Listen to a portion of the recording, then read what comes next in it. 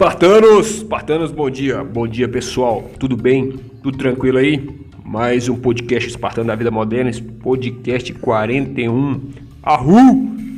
É isso aí pessoal, é isso aí. Bom pessoal, mais um podcast falando aqui sobre o capítulo aqui de Vida Militar e Mundo Espartano, do livro Heróis de Esparta, de Sérgio Pereira Couto. Espero que vocês estejam curtindo aí essa resenha e muitas histórias aqui sobre Esparta e muitas reflexões, né pessoal? Então é isso aí, tá curtindo os vídeos aí, mete aquela bicuda com força aí no like, se inscreva no canal, dê um soco aí de inscrição no canal, dê um arru no sininho para continuar recebendo as notificações e compartilha o vídeo aí, comenta, xinga, elogia, nós estamos sempre juntos aí e é isso aí, Falange, estamos firmes. Pessoal, então continuando aqui o capítulo, no último podcast eu falei sobre a reflexão bacana, né? Sobre a gente estar conquistando algumas coisas, só que tendo responsabilidade sobre essas coisas, aumentando o nível de responsabilidade sobre essas coisas que a gente conquistou, né? E realmente às vezes tira um pouco da nossa paz, né? É uma vida que não é muito minimalista, né? E às vezes a gente tem tanta coisa para controlar e coisas assim que às vezes não agregam nada, assim, né? São coisas que... E como eu já falei aqui em outros podcasts, tem um podcast que eu fiz, inclusive só sobre minimalismo, eu acho que essa reflexão é muito boa. A gente ter realmente o mínimo de coisas na nossa vida, mas coisas realmente importantes. Então, é isso aí, pessoal. É literalmente excluir amizades, grupo de WhatsApp, projetos, sentimentos, sabe? Locais, ambientes, hábitos, tudo que leva a gente para uma vida, né? É uma vida sem foco, assim, né?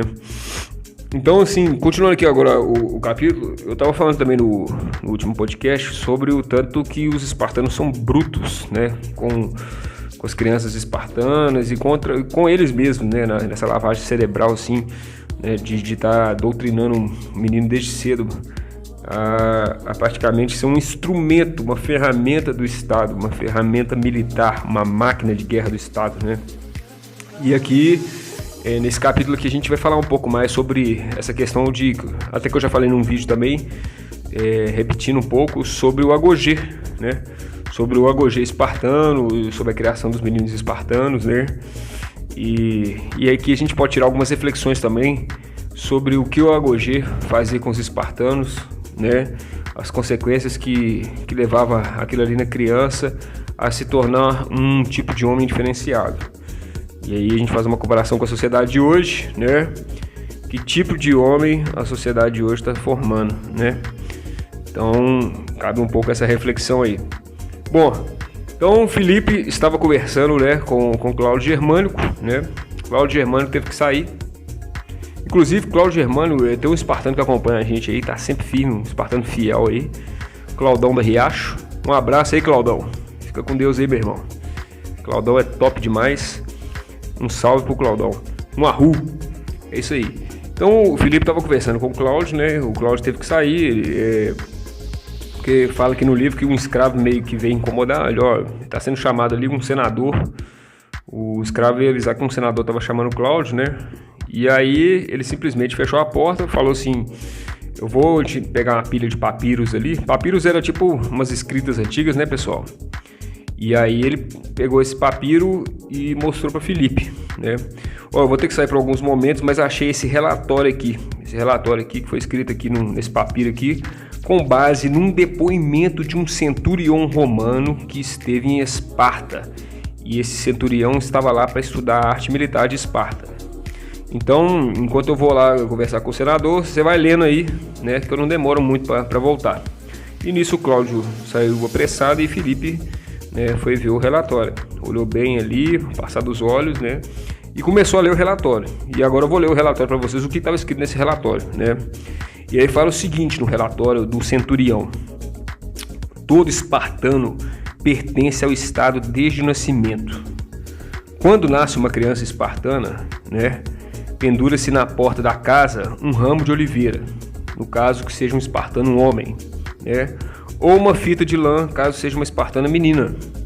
E há um certo ritual particular de purificação e reconhecimento da criança pelo pai, além de uma festa de nascimento conhecida como genetlia, em que o recém-nascido recebe o nome, presentes, parentes e amigos. Quer dizer, Aqui mostrou um pouco, né, pessoal? Por isso que eu falo que os espartanos essa questão bipolar, essa questão paradoxal em Esparta, porque ao mesmo tempo que a gente vê tanta crueldade com os meninos, ao mesmo tempo a gente vê um pouco de amor aqui, por exemplo. Aqui foi um texto assim, né, exaltando o nascimento de uma criança espartana, né, fazendo uma festa com presentes. É uma coisa mais perto dos dias de hoje, né, pessoal? De família, essas coisas assim, né? Mas aí ele continua, né? Filipe, com base nisso, ele começou a se lembrar, ele começou justamente a fazer essa reflexão. Engraçado, né? O centurião descreveu uma situação aqui, né, de carinho mesmo com o nascimento do filho, uma coisa bem íntima, uma coisa familiar, uma coisa de festa, né? Só que imediatamente ele já fez a reflexão, né, já lembrando-se dos escritos, né, de Plutarco, né, de Xenofonte, né, que são os que escrevem sobre Esparta, né, que contavam os métodos de educação espartana, né. E aí ele foi lembrando, né, de alguns pontos que realmente não tem nada a ver com esse carinho, né, que é muito pelo contrário, que é aspereza e rudeza, né, com que Esparta e os pais espartanos tratavam os filhos, né, os jovens, né. E aí ele vai falando aqui, por exemplo, diz que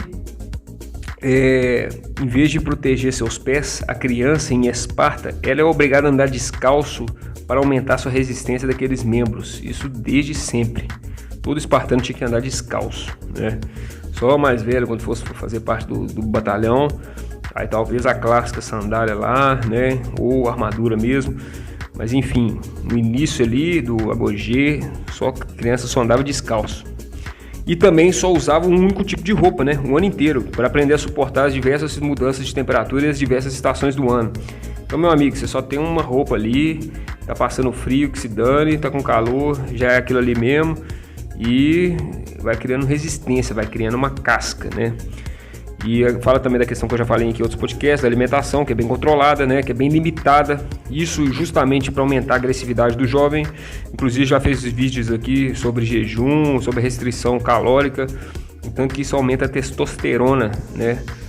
Do homem, por causa dessa questão celular, agressividade, né?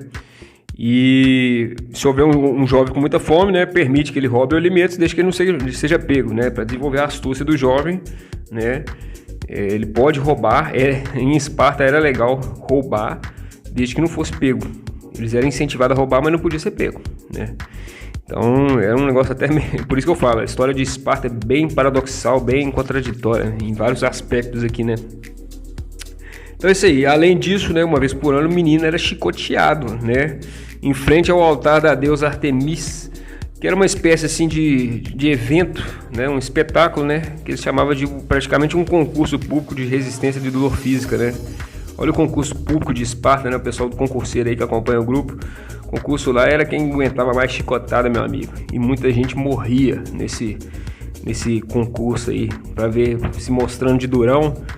Não podia chorar, não podia mostrar dor, não podia gritar, né? E muitos acabavam morrendo ali no meio do processo, né? Que loucura, né? O espartano era muito louco mesmo, né? Que povo maluco. E aí fala, né, que era praticamente um concurso de resistência à dor física, né? E não é só isso, né, pessoal? Aqui na adolescência alguns jovens eram praticamente encarregados assim do serviço de segurança da cidade, né? Qualquer cidadão adulto tinha permissão para vigiar esses jovens e puni-los, né? E também se faz menção à questão dos jovens respeitarem os mais velhos. Isso era muito forte em Esparta, né? O respeito aos mais velhos, né? Aí dá aqui algum exemplo aqui, numa refeição, por exemplo, os jovens devem calar-se e só responder as perguntas que lhes serão feitas pelos adultos de forma breve. Quer dizer, o jovem, ele não podia falar com o adulto. Para dirigir-se ao adulto, o adulto é que tinha que dirigir a ele primeiro, para ele poder falar alguma coisa com o adulto, né? Tinha várias questões de regras, assim, para obedecer os mais velhos em Esparta, né? E sobre essa questão dos jovens, né, que eram encarregados de fazer a segurança na cidade, eu falei também num podcast passado aí. Por isso que eu falo, galera, é interessante quando você for pegar meus podcasts e tal, você realmente maratonar. Vai do início aí do podcast 1 até esse podcast 41, porque aí você entende melhor o contexto das coisas que eu vou passando aqui, né? Tem gente que tá perdida aí, não tá entendendo nada. Por exemplo, teve um podcast que eu falei da Cripteia, né, que seria o exército de elite de Esparta. Pessoal, nem sempre esse exército era feito dos guerreiros mais fortes. Muito desse exército era formado pelos jovens espartanos. Jovens espartanos que eram encarregados de matar ilotas. Até para questão mesmo de treinar, de ser mais astuto, né, de ter mais experiência de guerra. Então eles começavam matando ilotas, né, antes de ir para o campo de batalha, né. Então era um pouco dessa porradaria da Cripteia, né. Bom, então é isso aí, pessoal. Aí a gente fecha a página aqui do livro, né, sobre essa questão de respeitar os mais jovens também. E as reflexões que ficam aqui, pessoal, praticamente é o seguinte, né? Hoje tá rodando aí no Facebook, no Instagram, principalmente por causa da guerra da Ucrânia, né? Essa guerra aí, né, contra a Rússia e tal. A frase que é o seguinte: homens fortes criam tempos fáceis, e tempos fáceis geram homens fracos. Mas homens fracos criam tempos difíceis, e tempos difíceis geram homens fortes. Vou repetir: homens fortes criam tempos fáceis, e tempos fáceis geram homens fracos. Mas homens fracos criam tempos difíceis, e tempos difíceis geram homens fortes. Pessoal, aí a gente faz uma comparação aqui com Esparta, com Agogê. Pessoal, os espartanos, os meninos espartanos, desde cedo eles apanhavam muito. Eles já entraram praticamente na vida com 7 anos de idade, passando por muita adversidade, frio, fome, sede, obediência estrita, desenvolver artes e aptidões de guerreiro, desenvolver astúcia, sabe, essa resistência mental, psicológica. Então, assim, pessoal, foram realmente assim doutrinados. Foi criado um arcabouço, literalmente calejados mesmo, para aguentar as porradas do mundo, né? Para aguentar as guerras que viriam, para aguentar os exércitos inimigos que viessem, né? E a reflexão que fica é: o que você está fazendo hoje para o seu filho, sua filha, aguentar as porradas do mundo moderno? Qual que é o treinamento? Porque o papel de pai e mãe tá muito nisso, pessoal. Não é de interferir na vida do filho e tal, não. É aconselhar, é mostrar um caminho, é mostrar uma direção, é treinar a criança para ela poder ser um guerreiro na vida moderna, para ela ser um vencedor. Não só profissionalmente, mas nos relacionamentos com as pessoas, no respeito, na educação, né? O que os pais estão fazendo hoje? Estão largando os filhos na mão de escolas, de faculdades, né? Enfim, não estão nem aí para essas crianças, né? E aí a gente vê isso, né? Que realmente está gerando homens fracos. A gente vê isso hoje em dia na sociedade. Vê, sim, homens adultos infantilizados, que não tem responsabilidade com nada, que não tem compromisso com nada. Mulheres também não tem compromisso com nada, né? Principalmente responsabilidade afetiva, né? Respeito pelo próximo, questão de feedback, tratando outro ser humano como se fosse lixo, né? Maconheiros de universidade, achando que isso é o destino, entendeu? E aí fica essas discussões aí, mas realmente nunca capinou um lote, nunca pegou num pesado, é totalmente fraco na argumentação. E qualquer rejeição, qualquer pessoa que chega para falar mais forte e tal, a pessoa já fica de mimimi, já que não sei o que, vou procurar meus direitos e tal, e sabe, não tem resistência nenhuma, já entra num processo de tomar remédio antidepressivo, sabe? Então realmente os tempos, a gente tem que refletir sobre isso. A gente realmente está criando homens e mulheres fortes para a vida moderna, né? A gente tem que pensar muito nisso aí. Hoje a gente está criando guerreiros, a gente está mostrando, né, instruindo, dando uma direção para a criança, ser um guerreiro, ser um vencedor na vida. E quando eu falo um vencedor, não é um vencedor no sentido de passar os outros para trás, não. É muito pelo contrário, ser um vencedor em servir as pessoas, em ajudar as pessoas, em ser bom para as pessoas, entendeu? E ter ética, caráter, valores, reforçar isso, né? E a gente hoje vê muito do contrário, famílias acabando de dentro para fora, se destruindo por causa de polarizações, às vezes, né, de política, às vezes questões ideológicas. Então essa reflexão fica forte aí hoje, né, pra gente pensar sobre isso. E também, é claro, pessoal, quando eu falo de família, eu falo é lógico, eu falo que isso se perdeu um pouco, né. Eu tava conversando com o senhor hoje, eu tava fazendo atividade física ali na pracinha da terceira idade. Eu tenho esse costume eu gosto de fazer exercício ao ar livre. E aí eu tava conversando com um senhor idoso que ele chegou pra mim e falou: olha, infelizmente eu já estou me preparando para ser jogado num asilo, porque eu sei que é isso que meu filho vai fazer comigo.